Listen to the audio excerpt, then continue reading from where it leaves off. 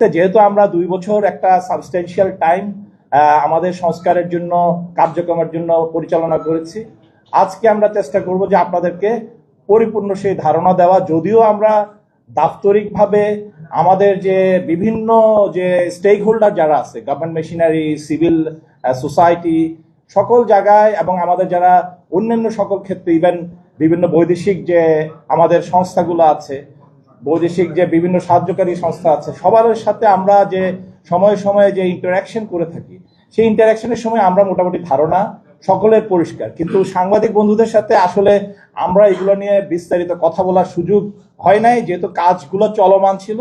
তো এখন অনেক কিছুই আমাদের জন্য দৃশ্যমান হয়েছে, যেহেতু ওগুলোর বাস্তবায়নের একটা বিস্তারিত ধাপও অর্জিত হয়েছে। এবং অনেক ইনফরমেশনগুলো আপনাদের সামনে বিচ্ছিন্নভাবে ছিল। আজকে আমি একটু উদ্যোগ নিয়েছি, আপনারা ধৈর্যের সাথে যদি অনুসরণ করেন এবং ধৈর্যের সাথে আমি বলবো যে যদি শুনেন, তাহলে দেখতে পাবেন যে আমি যা যা আমরা সোফার তোমরা একটু সরো সামনে থেকে, আমরা একটু আগে সবাইকে দেখাই। Do not move. এখানে মুভ করলে আমার কথার ইয়েগুলো ওনারা বুঝতে পারবেন। এখানে কেউ ডু নট মুভ। যে যেখানে আছে প্লিজ আপনারা একটু সেটেল থাকেন, তাহলে আমার কথাটা শুনতে ইজি হবে এবং দেখতে ক্লিয়ার হবে। সো আমরা একসাথে বিচ্ছিন্ন ভাবে না করে আজকে একটু ধৈর্য ধরে শুনবেন যে this is a story which you have never heard. এই স্টোরিটা কখনো শুনেন নাই, দেখেনও নাই, এটা আমি সেভাবে বলার সুযোগ হয়নি। বাট আজকে আমরা একটা উদ্যোগ নিয়েছি যে এটা সবাইকে আপনাকে শোনাবো, যাতে কিনা আপনারা যদি এরপরে আপনাদের যদি কোনো প্রশ্ন থাকে, ইনশাল্লাহ সেগুলো আমাদের আগামীতে ওগুলো নিয়ে আমাদের পরিকল্পনা কি সেটাও আমরা জানাবো। আপনারা কি জানেন আসলে আমাদের মিশন কি? বাহিনী কয়জন জানেন? সাংবাদিক বন্ধু, বাহিনীর মিশন কি? যে কোনো বাহিনীর জন্য সেটা খুবই গুরুত্বপূর্ণ। কিন্তু আমরা দেশবাসী কি জানি এই বাহিনীর মিশন কি? এটা সবার জানা উচিত। তাহলে আপনি কিন্তু আমার অনেক কাজ সম্পর্কে একদম পরিষ্কার ধারণা হবে, এটা কেন হচ্ছে, এটা কেন হচ্ছে না। সো সেই জায়গায় আমি বলবো যে আমি বলবো এই যে মিশন যে 3টা আমাদের দেওয়া আছে, আপনারা দেখতে পাচ্ছেন মিশনগুলো? আপনারা দেখতে পাচ্ছেন না?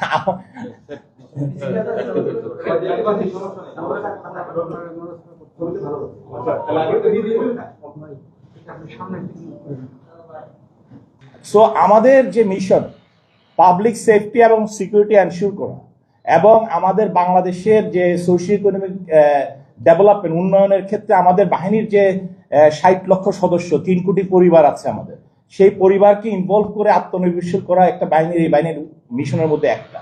আর আরেকটা হচ্ছে বাংলাদেশ সেনাবাহিনীর সাথে, যে কোনো বাংলাদেশ সেনাবাহিনী বা যে কোনো সশস্ত্র বাহিনীর সদস্যদের সাথে আমাদের যে বিভিন্ন দুর্যোগ এবং যুদ্ধকালীন পরিস্থিতিতে আমাদের প্যারামিলিটারি ফোর্স হিসাবে আমাদেরকে ভূমিকা রাখতে হবে। That is our mission. এবং সেই মিশনের পার্ট হিসাবে আমরা কি জানি যে এই 4 ধরনের আমাদের অঙ্গ সংগঠন আছে, 4 ধরনের এলিমেন্ট আছে? আমরা জানি না, এবং সেইভাবে আমি বলবো যে আমরা পরিচিতও না। আমাদের এখানে 4টা এলিমেন্ট আছে: ব্যাটালিয়ন আনসার, অঙ্গীভূত আনসার, উপজেলা বা থানা বা ইউনিয়ন আনসার, আরেকটা হলো ভিডিপি। এদের প্রত্যেকের আলাদা আলাদা কাজ আছে, আলাদা আলাদা মিশন আছে, ওদের প্রত্যেকের জন্য আবার সেপারেট মিশন আছে, এবং তাদের ভূমিকা একজনের সাথে একজনের মিল নাই, একজন একজনের কমপ্লিমেন্টারি। মানে একজন একজনের কমপ্লিমেন্টারি। সেই কমপ্লিমেন্টারি ভূমিকাটা সম্পর্কে যদি আমাদের ধারণা না থাকে, তাহলে আমরা যখনই আমরা সরজমিনে যখন আমরা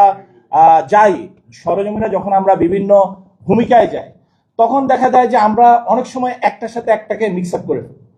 যেমন আমরা মনে করেন সচিবালয়ে যারা তখন আমাদের বিভিন্ন সময়ে যে ওই সময়ে সচিবালয় কেন্দ্রিক বিভিন্ন আন্দোলন হয়েছে বিভিন্ন দাবির পরিপ্রেক্ষিতে, ওখানে আমাদের শুধু এই 4টার মধ্যে একটা অঙ্গ সংগঠন শুধু ওখানে সদস্য যারা ছিল তারা তাদের দাবিগুলো জানিয়েছিল চাকরি স্থায়ীকরণের জন্য।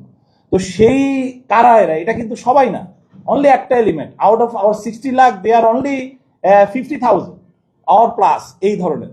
তো সেই জায়গায় আমরা যদি একটা না জানি, তাদের কাজগুলো না জানি, তাহলে আমরা ভুলবো। সো আজকে আপনারা ক্লিয়ারলি বুঝে নেন, এই 4টা এলিমেন্টকে 4টা ডিফারেন্ট টাস্ক অ্যান্ড রোলে আমরা ভাগ করি। ব্যাটালিয়ন আনসার হচ্ছে আমাদের লাইট ইনফ্যান্ট্রি, যারা যুদ্ধকালীন সময়ে আমাদের যে ইনফ্যান্ট্রি ব্যাটালিয়নগুলো আছে সেনাবাহিনীর, তাদের সাথে সমানভাবে তাল রেখে ওইভাবে প্রশিক্ষিত, ওইভাবে ইকুইপমেন্ট হয়ে যুদ্ধ সরঞ্জামাদি নিয়ে তাদের সাথে যুদ্ধে এবং বিভিন্ন দুর্যোগকালীন মুহূর্তে কাজ করে। অঙ্গীভূত আনসাররা হচ্ছে আমাদের যতগুলো পয়েন্ট সিকিউরিটি, যে আমাদের বিমানবন্দর থেকে শুরু করে বিভিন্ন কেপিআই এবং বিভিন্ন বেসামরিক স্থাপনা, অর্থনৈতিক স্থাপনা, যেগুলো গুরুত্বপূর্ণ স্থাপনা, যেগুলো প্রোটেকশন দিতে হবে, তাদেরকে ওইভাবে তৈরি করা হয় এবং তারা কিন্তু ফিক্স থাকে ওখানে। They are fixed doing fixed duty in a fixed area, not like the battalion Ansar. আমাদের উপজেলা এবং থানা আনসার হচ্ছে আমাদের যে বিভিন্ন জাতীয় পর্যায়ে, সামাজিক পর্যায়ে এবং বিভিন্ন সময়ে যে বিভিন্ন যেমন মাদকের বিরুদ্ধে একটা অপারেশন করতে হবে। ফর এক্সাম্পল, আমাদের বর্ডারে পুশিং হচ্ছে, তখন বিজিবির সাথে কাজ করতে হবে। এই জায়গায় যে কাজগুলো করে সেটা আমাদের উপজেলা এবং থানা আনসাররা করে, যেটা ইনস্ট্যান্টলি স্থানীয়ভাবে মোতায়েন করতে হয়। ওখানে ওই এলাকায় যারা আছে তাদের মধ্য থেকে মোতায়েন করতে হয়, তাদেরকে আমরা প্রশিক্ষিত করে তুলি।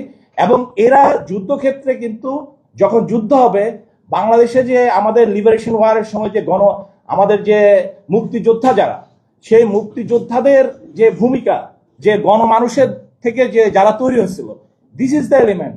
এরা ভলেন্টিয়ার, এরাও কিন্তু ভলেন্টিয়ার, স্বেচ্ছাসেবী।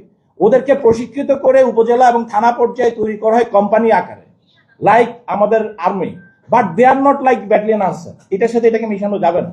সো এই যে থানার যারা আছে, তারা যুদ্ধকালীন সময়ে 60 লক্ষ লোকের মনে করেন একটা বিশাল সাংগঠনিক পুরা উপজেলা, থানা, ইউনিয়ন ভিত্তিক এরা সেই সক্ষমতা রাখে। তাদেরকে সেভাবে প্রশিক্ষিত করে তুললে গণপ্রতিরক্ষায় কোনো ভূমিকা আমাদের দেশে কোনো ঘাটতি হবে না। সেইভাবে এদের পরিচয় কিন্তু কখনো হয়নি। ছিল সাধারণ আনসার নামেই ছিল। আমাদের যে কনসেপ্ট এই বাহিনীর, আনসার এবং গণপ্রতিরক্ষা বাহিনীর যে কনসেপ্ট, সেখানে ওদের অস্তিত্ব সেভাবে ডিফাইন করা ছিল। এগুলো আমরা এখন অস্তিত্ব করছি, এদের ট্রেনিং দেওয়া হয়েছে। অলরেডি আমরা মোর দেন অ্যারাউন্ড 1 লাখ গত এই 2 বছরে 1 লক্ষর মতো এদেরকে আমরা বিশেষায়িতভাবে এই প্রশিক্ষণ করে নেওয়া হয়েছে। এখন মনে করেন কোথাও আমার হঠাৎ করে, যেমন ওই ব্রাহ্মণ আখাউড়ায় হঠাৎ করে মাজারে একটা সিকিউরিটি দিতে হবে, আমাদের পুলিশ এবং অন্যান্য যারা আইন শৃঙ্খলা রক্ষাকারী বাহিনী আছে তারা হয়তো অন্য জায়গায় ব্যস্ত, তখন আলটিমেটলি আমাদেরকে এই ফোর্সগুলোকে দিয়ে কমপ্লিমেন্ট করতে হয় শান্তিকালীন সময়।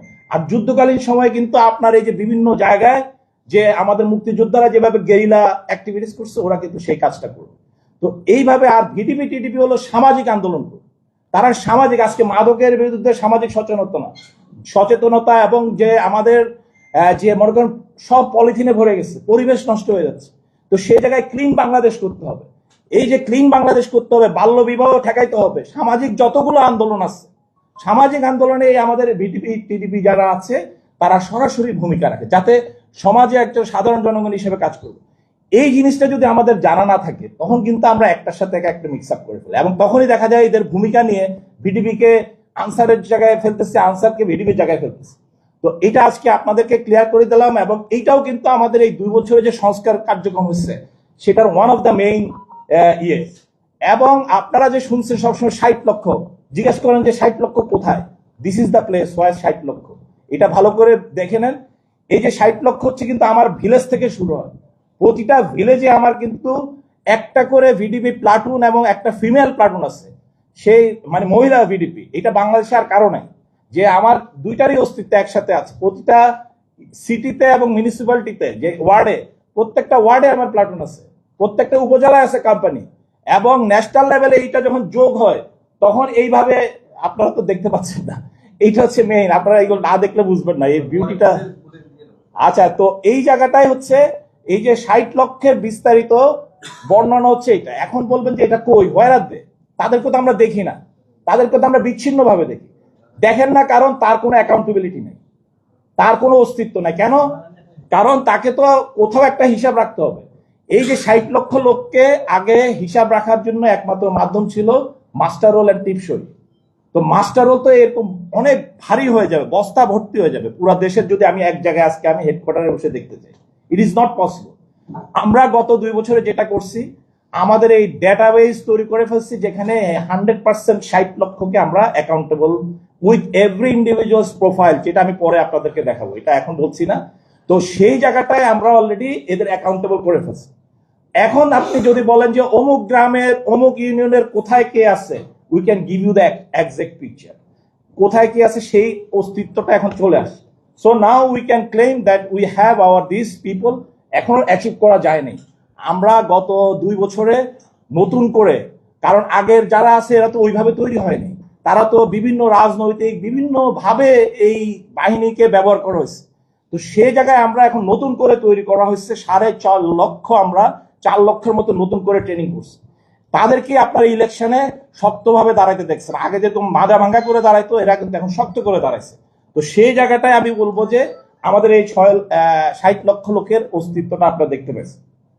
উদাহরণস্বরূপ এই যে কচুয়া একটা উপজেলায়, আসলে দেখেন একটা উপজেলা যদি দেখি, এই উপজেলায় আমাদের কারা কারা আছে, 65টা আমার প্লাটুন আছে, ছেলে 65টা মেল একটা উপজেলায়, এবং কোম্পানি তো আছেই। যদি আমি এটা জেলায় যাই তাহলে এটার স্টেট কিন্তু 425টা আমার male and female platoon, platoon মানে 30 জন। আর পৌরসভা, প্রত্যেকটা জেলায় তো একটা পৌরসভা আছে বা একাধিক পৌরসভা আছে, পৌরসভার ক্ষেত্রে সেম আমাদের আলাদা এই প্লাটুনগুলা ডেপ্লয় করা আছে। এখন কেন আমরা বারবার এই ধরনের চিত্র দেখি? ওয়াই? এইটা তো হওয়ার কথা ফোর্স মাল্টিপ্লায়ার, মানে এরা সংখ্যায় যেহেতু 60 লক্ষ, এরা কিন্তু হওয়ার কথা ইফেক্টিভ একটা ফোর্স, কিন্তু আমরা দেখি এদেরকে ভিন্নভাবে। কেন দেখি সেটা আমাদেরকে বুঝতে হবে। দেখি কারণ এই কারণে যে এরা মানুষের সার্ভিসের জায়গায় আমরা সবাই এক্সপেক্ট করি যে হ্যাঁ, they should deliver the best service to the people, যাদের ওখানে যে জায়গায় আছে বিভিন্ন ক্ষেত্রে। তো সেটা না দেখার কারণ হচ্ছে এরা যে একটা প্যারামিলিটারি ফোর্স, আধা সামরিক বাহিনী, প্যারামিলিটারি ফোর্স হিসেবে তার যে সাংগঠনিক যে সামরিক যে বিধির মাধ্যমে বা সামরিক যে প্রক্রিয়ার মাধ্যমে তাকে প্রশিক্ষিত হওয়ার কথা, প্রস্তুত হওয়ার কথা, কার্যক্রম করার কথা, সে জায়গায় এদের মিক্স হয়ে গেছে। কারণ 1995-এ, হ্যাঁ, 1995-এ যে আইন হয়েছে, প্রথম আইন হয়েছে, যেখানে আপনার কি বলে যেন, আনসার আইন, ভিডিপি আইন, এইভাবে 3টা ব্যাটালিয়ান আনসার আইন, 3টা আইন হয়েছে। 30 বছর হয়ে গেছে, এখনো পর্যন্ত বিধি হয়নি। 30 বছর পর্যন্ত কোনো বিধি প্রবিধি কোনো কিছু হয়নি। Running, the force is running, যেগুলো হচ্ছে সব খরচা দিয়ে দিয়ে চলছে, নীতিমালা দিয়ে চলছে। সো বিধির অনুপস্থিতির কারণে এই যে লগুলো তাহলে কিভাবে চলবে? ওই যে এখন সিভিল সার্ভিসে আমাদের যে এক্সিস্টিং কর্মকর্তা কর্মচারী আইন আছে, তো সেই আইনের মধ্যে দিয়ে চলছে। তো সেই আইন ইজ ওকে এনাফ, বাট যখন এটা আপনি তাকে সামরিক যে একটা বললেন যে হ্যাঁ, তাকে আপনি প্রশিক্ষণ দিয়ে রেডি করলেন, সে তো গিয়া ডাকাতি করবে, then how do you deal with it? তার সাথে কিভাবে ডিল করবেন? তার যদি সেই প্রশিক্ষণ এবং তার ম্যানেজমেন্ট ব্যবস্থাপনায় সেই আইনগুলো যদি, তার সেই কালচারগুলো না হয়, তাহলে সেটা হবে না। যেমন আমরা ফর এক্সাম্পল একটা দেশে গেলাম যেখানে কোস্টগার্ড আমরা জানি, বা যে কোনো একটা আধা সামরিক বাহিনী, হ্যাঁ, আধা সামরিক বাহিনীর যখন আমি গেলাম, তখন আমি ভাবছি যে এখানে যাদের সাথে ইন্টারাকশন হচ্ছে, মানে দেখাশোনা হচ্ছে, বিভিন্ন মত বিনিময় হচ্ছে, আমরা ভাবছি মনে এরা পুরোপুরি সামরিক লোক। পরে দেখি যে না, এরা, কারণ তার কালচারটা এমন ভাবে, চালচলন, কথাবার্তা, মুভমেন্ট এমন ভাবে তৈরি হয়ে গেছে, now they are just like any of the arm personnel. যে কোনো মিলিটারি ম্যানের মতো সে বিহেভ করতেছে, মিলিটারি ম্যানের মতো কথা বলতেছে, বিকজ তার কাজ কিন্তু আধা সামরিক হতে, সে তাকে ওই কালচারটা তাকে থাকতে হবে, তার কথাবার্তা গেস্টারে সেটা থাকতে হবে। So then they are now in a full state, discipline state, not like the যেটা আগে ছবিতে দেখালাম, and they are ready to take on anything. এখন আমার যে অ্যানালগ সিস্টেমের কারণে 60 লক্ষ লোককে আমি যে অ্যাকাউন্টেবল করতে পারতেছি না, সেই না পারার কারণে কিন্তু আমি আমার যে সার্ভিসের জায়গায় ওকে স্পেসিফিক ধরে ধরে আমি কিন্তু বলতে পারতেছি না যে আপনি কেন এটা, কে কোথায় কি করতেছে, কোনো অ্যাকাউন্টেবিলিটি নাই। এবং আমার জন্য যে বেসিক্যালি যে আমরা জানেন যে, আমি এটা পরে আসতেছি, যে পিপলস ডিফেন্স কনসেপ্ট, গণপ্রতিরক্ষার যে কনসেপ্ট, সেই জায়গায় আমাদের যে ফোকাস থাকার কথা, সিটিজেন চার্টারে যে আমার যে মিশন অনুযায়ী সামাজিক আর্থসামাজিক, সেই সিটিজেন চার্টারের জায়গায় কোনো ধরনের কোনো ভূমিকা, ফোকাস যদি না থাকে, then how do you get this force in your way, the way you are supposed to see? আপনার মতো দেশের এক্সপেকটেশনের জায়গার মতো সেটা কিন্তু তৈরি হয় না। এবং আমাদের যে অর্গানাইজেশনাল যে স্ট্রাকচার, এত বড় একটা ফোর্স স্ট্রাকচার খুবই লিন অ্যান্ড থিন, মানে সাংগঠনিক কাঠামো হেডকোয়ার্টার বা বিভিন্ন স্তরে থাকার কথা, সেটা না থাকার কারণে আপনি দিয়ে দিচ্ছেন 60 লক্ষ লোককে চালাইতে, কিন্তু অনগ্রাউন্ডে সেই অর্গানাইজেশনাল স্ট্রাকচার নাই, তখনই আপনি আপনার এক্সপেকটেশনের জায়গাটা পাবেন না। এবং যেটা আরেকটা, যেটা কেন ভিজিবল না, সেটা হচ্ছে যে মনে করেন জানে যে হ্যাঁ, আপনি এই কাজটা করতেছেন, এটার সাথে আমি আপনাকে সাহায্য করতে পারি এইভাবে, আমি এগুলো আপনাদেরকে দেখাবো, তো সেই জায়গাটায় আমরা যেতে পারিনি, কারণ আমাদের এদিকে ফোকাস ছিল না। এই কারণে আমরা নিজেদেরকে দৃশ্যমান করতে পারি নাই। সো এটা একটু যদি দেখতে চান, এটা একটু দেখতে হবে আপনাদেরকে, ইভলিউশনটা কিভাবে হয়েছে এই বাহিনী। এটা যদি না বুঝেন তাহলে আসলে অনেক কিছু ক্লিয়ার হবে।